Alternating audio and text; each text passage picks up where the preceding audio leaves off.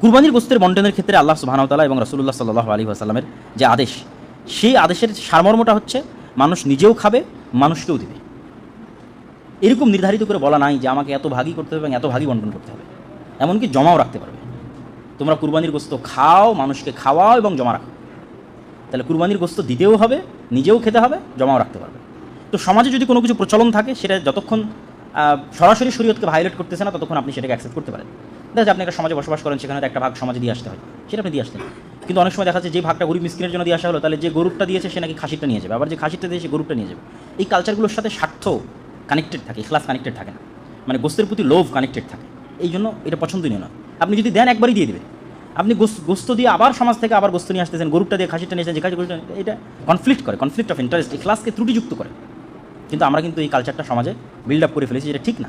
আমি যেটা গরিব মিসকিনের জন্য, তুমি সমাজ থেকে যারা কুরবানি দেয়নি তাদের মধ্যে বন্টন করে দাও।